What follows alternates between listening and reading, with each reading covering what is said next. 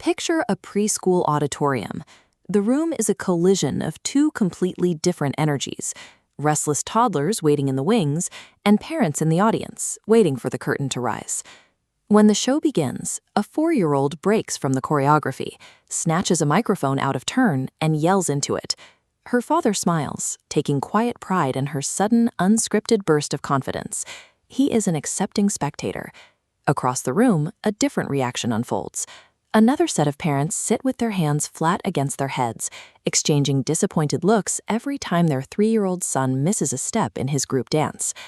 The preschool stage operates like a magnifying glass. It rarely tells us anything meaningful about a toddler's actual developmental capability. Instead, it projects the unfiltered expectations of the adults sitting in the dark, watching them. We can call this the Sachin Tendulkar syndrome. It occurs when a parent treats a toddler like a prodigy who must flawlessly execute a routine on command. The irony here is the timeline. Achieving the status of a generational athletic talent requires decades of relentless, highly specialized conditioning. It is a long-term process of physical and mental refinement, not a preschool milestone. When a child is pressured to perform at this level, they begin to incur an emotional cost. This early friction starts to draw from their foundational sense of security, the very asset they need for their long-term emotional health. When a parent agonizes over a missed dance step at age 3, they are often trying to satisfy their own unfulfilled ambitions. They are managing their own past rather than securing the child's future. To understand why this early pressure fails, we have to look at the strict biological and psychological mechanics governing children under 5. At this stage of development, a child's actions are not strategic plots for success or failure. They are driven almost entirely by inherited genetics and a sponge-like absorption of their immediate surroundings. In this early development flowchart, genetic traits and immediate environment funnel down to produce a child's behavior. Therefore, getting angry at a toddler's performance is misdirected.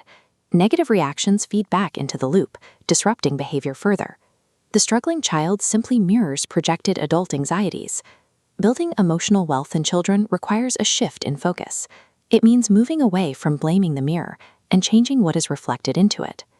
There is a persistent belief that early childhood confidence is built through constant correction and strict adherence to a routine. The data on early development points in the opposite direction. Forcing a child to bear the weight of intense parental expectations is exhausting. It crushes their natural developmental timeline, manufacturing anxiety where self-esteem should grow. Confidence in early childhood is fostered through a process called environmental design. This approach requires 3 specific components: surrounding the child with supportive people, and providing a dedicated physical space, and granting them the freedom to safely experiment and break boundaries without fear of criticism. Genuine confidence is the byproduct of an environment that allows a child to safely fail and figure themselves out on their own timeline. This leaves parents with a choice between 2 distinct roles. You can operate as a warden, managing a child to execute a prescribed routine, or you can act as a guide, holding space for them to make their own discoveries. The warden approach carries a biological cost. It can trap a child in a cycle of inherited trauma, ensuring they repeat the anxieties of their parents rather than finding a better version of their environment. The guide approach releases that pressure. It recognizes that early parenting relies on creating the space for a child to discover their inherent individuality. In the context of early development, the truest form of health is the refusal to pass down generational ego.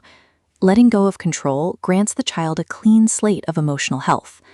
We operate in a society focused on making children fit into preconceived, easily measurable molds of success.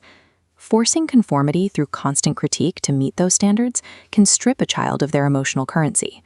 Confidence emerges under specific conditions.